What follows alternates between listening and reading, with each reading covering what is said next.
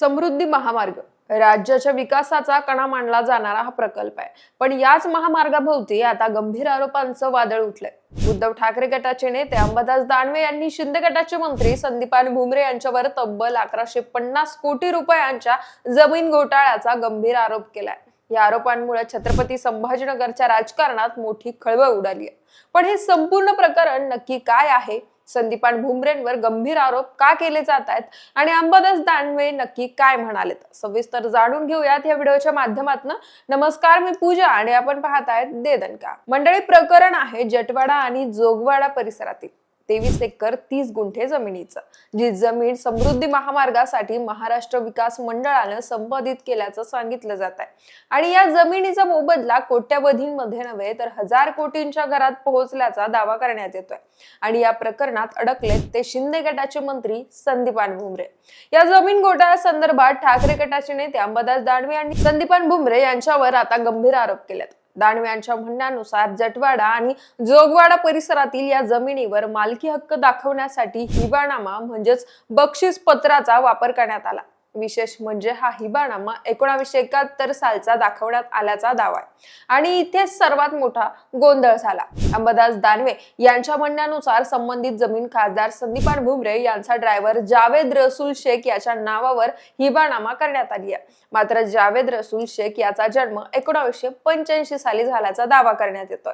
मग जन्म जर 1985 साली झाला तर मग 1971 मध्ये म्हणजे जन्माच्या तब्बल 14 वर्ष आधी त्यांच्या नावावर हिबानामा कसा काय झाला, असा थेट सवाल दानवे यांनी उपस्थित केलाय. या प्रकरणाची आपण जर पार्श्वभूमी पाहिली तर लता वाघमारे या महिलेच्या खापर पंजोबा म्हणजे पावण्या भिका वाघमारे यांच्या नावावर जटवाडा परिसरात 3 एकर जमीन होती असा दावा करण्यात येतोय. पण त्याच्या निधनानंतर जमीन पडीत राहिली. 1971 साली महाराष्ट्र विकास महामंडळानं ती जमीन संपादित केल्याचं सांगितलं जात आहे. आणि मूळ वारसांना फक्त 1150 रुपयांचा मोबदला मंजूर करण्यात आला होता. मात्र नंतर अचानक 23 एकर जमीन बक्षीस पत्राद्वारे मिळाल्याचा दावा पुढे येतोय. म्हणजेच 3 एकरची जमीन थेट 23 एकर कशी झाली, हा आणखी एक गंभीर प्रश्न उभा राहतोय. तर समृद्धी महामार्गासाठी जेव्हा संपादन झालं त्यानंतर या जमिनीची किंमत प्रचंड वाढली. म्हणजेच आजच्या बाजारभावानुसार ही रक्कम सुमारे 1115 ते 1150 कोटी रुपयांपर्यंत पोहोचते, असा दावा अंबादास दानवे यांनी केला. इतक्या मोठ्या मोबदल्यासाठी काही जणांनी कागदपत्रांच्या आधारे मालकी दाखवून पैसे लाटण्याचा प्रयत्न केला, असा आरोप त्यांनी केलाय.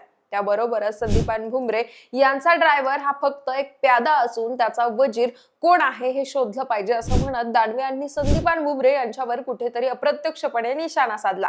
तर या संपूर्ण प्रकरणाची निष्पक्ष आणि सखोल चौकशी व्हावी यासाठी दानवे यांनी मुख्यमंत्री आणि महसूल विभागाच्या सचिवांना पत्र लिहून CID चौकशीची मागणी करत सर्व कागदपत्र सादर केल्यात. आणि या प्रकरणाची चौकशी झाली तर सत्य बाहेर येईल असा दावा करण्यात येतोय. पण दुसरीकडे खासदार संदीपान भुमरे यांनी हे सर्व आरोप फेटाळून लावलेत. त्यांचं म्हणणं असं आहे की कोणताही हिबानामा झालेला नाहीये.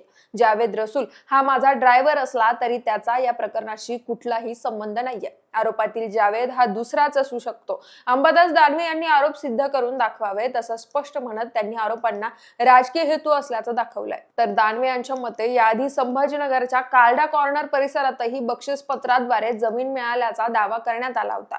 मात्र त्या प्रकरणात ना पोलिसांकडून सखोल चौकशी झाली ना महसूल खात्याकडून तपास झाला. त्यामुळे हा प्रकार केवळ एक व्यवहार नसून मोठ्या साखळीचा भाग असू शकतो, असा संशय दानवे यांनी व्यक्त केलाय. एकीकडे राज्याच्या विकासासाठी उभारला गेलेला समृद्धी महामार्ग तर दुसरीकडे त्याच प्रकल्पाभोवती उभे राहिलेले 1000 कोटींचे आरोप. या सर्वांमुळे राजकीय वातावरण ढवळून निघालंय. आरोप प्रत्यारोपांच्या फैरी सुरू झाल्यात. पण आता या संपूर्ण प्रकरणाची चौकशी होते का, आणि झालीच तर त्यातून काय निष्पन्न होतं आणि या प्रकरणात नेमकं सत्य काय आहे हे पाहणं महत्वाचं ठरणार आहे. तर 1971चा हिबानामा, 1985 सालचा जन्म, 3 एकरचं 23 एकरामध्ये रूपांतर आणि 1000 कोटींचा मोबदला, या सगळ्या प्रश्नांची उत्तरं मिळणं गरजेचं आहे. तर या संपूर्ण प्रकरणाबद्दल तुम्हाला नक्की काय वाटतं, कमेंट करून कळवा आणि दे दणकाला सबस्क्राईब करायला विसरू नका.